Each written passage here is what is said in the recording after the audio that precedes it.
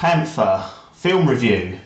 You got myself apps here, and I'm joined by the one, the only, Tom Adkins, not Adcock.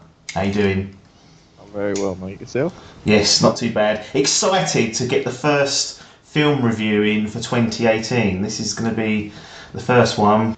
Before we start this review, actually, it's something that really we need to let the audience know, is that we've changed, or you've changed, since you're the kind of connoisseur for the official reviews, the scoring system. So previously we'd used a percentage, which, so for example, something could be an 89%.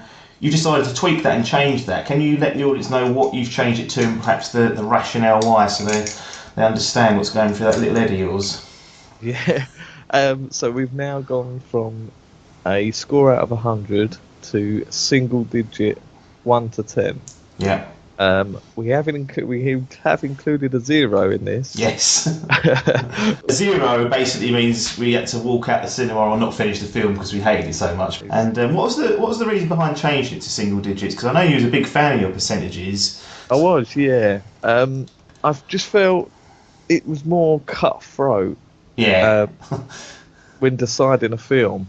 With the other films, you could choose between, you had like, say it was like a 70, you could go 72, and it would be, or you could have another film that was a 78. And then in my head there was a big difference, but a lot of people couldn't boil it. They still saw it as sort of 7s. Yeah. So it's just a 7. So I thought it was quite cutthroat as well. Yeah, just to think, if you're on the fence about a film, you sort of, is that a 6 or is that a 7? Yeah. You've got to make that real rational decision. Let's crack on with Black Panther, 2018 release, Marvel Cinematic Universe. Yep. Where are you at with the Cinematic Universe? We've obviously got a big year this year with, maybe not Ant-Man and the Wasp, but certainly with Infinity War Part 1 coming. Black Panther we'd previously seen in Civil War. So where are you in terms of the MCU and how you're feeling about it? Because I remember you quite liked Spider-Man Homecoming last year, and obviously we had Guardians 2 as well, but is that enough to keep the kind of positive vibes going for the MCU whilst we move into Infinity War?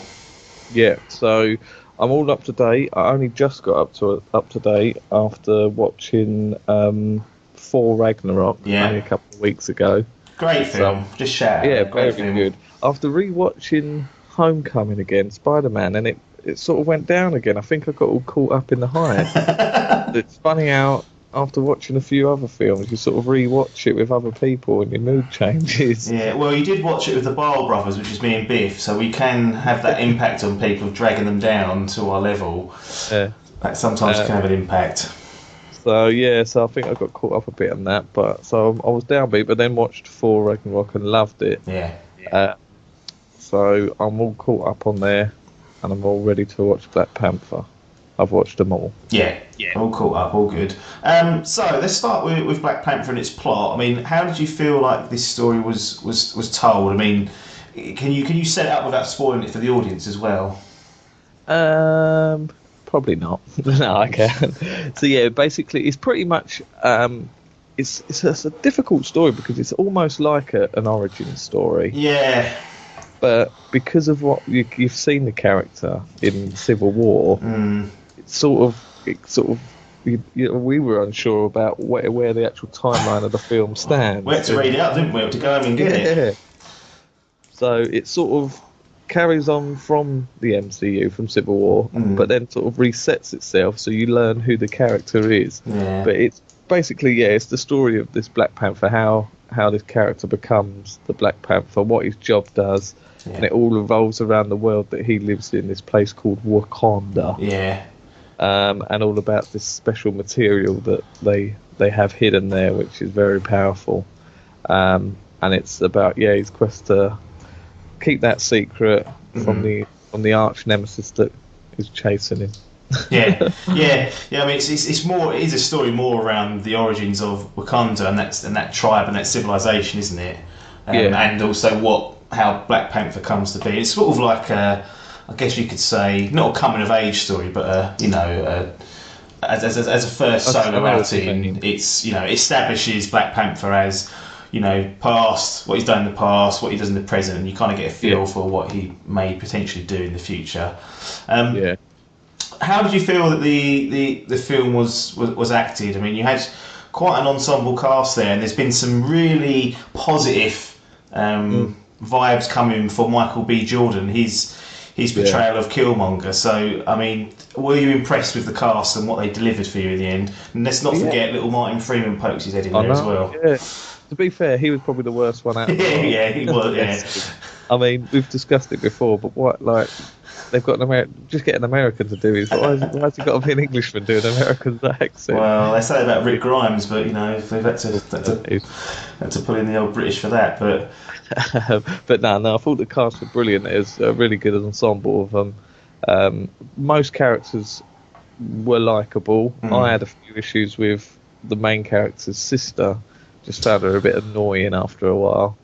But a bit of a comedy style, wasn't it? Always trying to crack jokes. And one of my favourite characters was Andy Serkis. Who also appeared in previous Marvel MCU films. He was inside of Civil film. I thought his character was brilliant. But yeah, credit does go to Michael B. Jordan. I think he was definitely the standout performance. The acting from the rest was good. I just didn't really like the characters as much. Like certain ones, like the main character T'Challa, who's played by Chadwick Boseman. Yeah.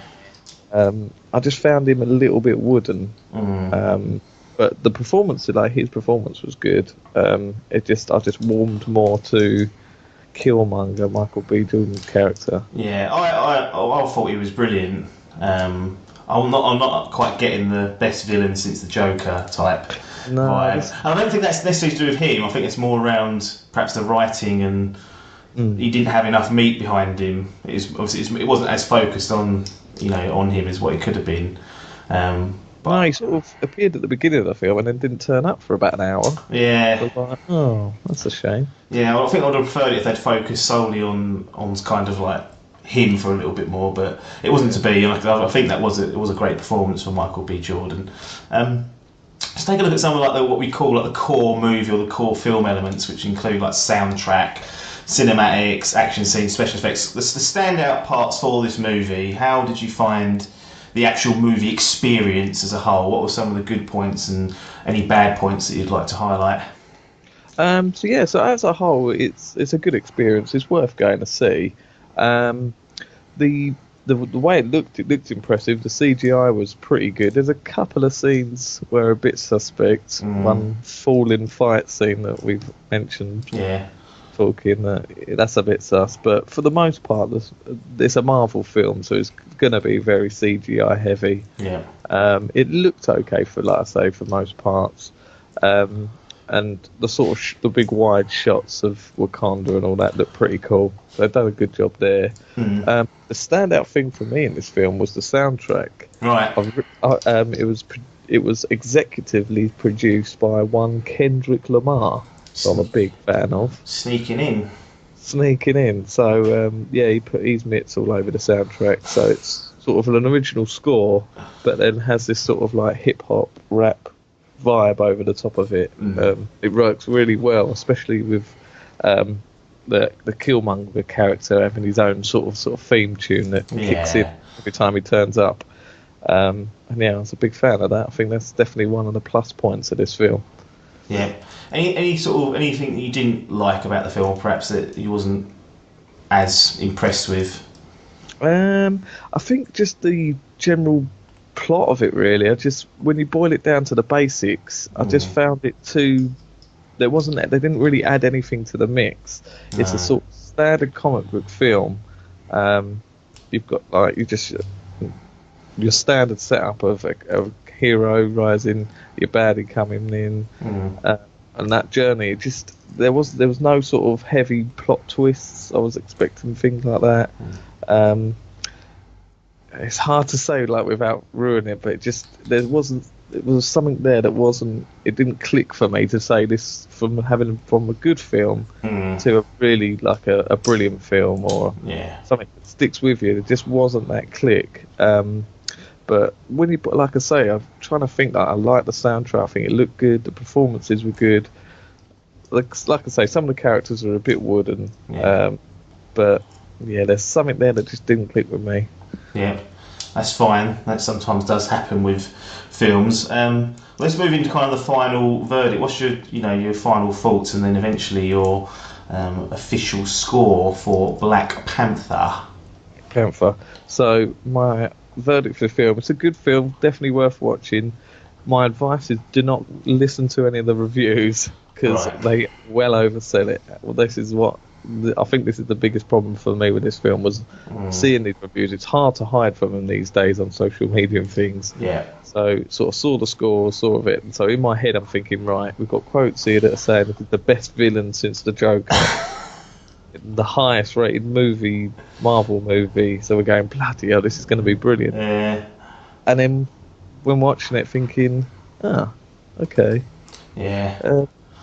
So it's a good film. It's worth a watch, but just take the reviews with a pinch of salt and go with an open mind, I'd say. I think it's really difficult nowadays with the fact we've had a good Avengers film, one maybe not so good, and then you've had things like Civil War, which I thought was excellent, and also Ragnarok, which has kind of crossover between Thor and Hulk. But those films or those movies with multiple Marvel characters in just seem to gel really nicely and fill in the gaps where perhaps the plot isn't as strong.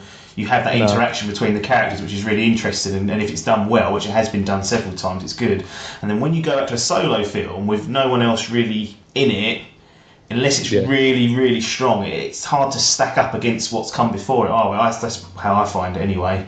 What's the final score for Black Panther then? So, I'm going to go with this film. So, my official new grading score is a 6. 6? 6 out of 10 for me. It sounds low when you think of that, but it just did, like I say, it didn't hit the heights I was expecting. When I boiled it down to the basics, it was a sort of standard affair comic book film, A to B, A to Z, not B. A to B, that's it. A to Z, it's fine for what it is, but it's didn't have any lasting effect on me, to be fair. You're saying don't buy into the hype that you may have seen or read? Yeah, definitely. Excellent. Well, that's our first film review of 2018 in the books.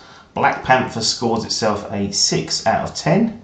And there's nothing more for us to say apart from thanks for your time and ta-da.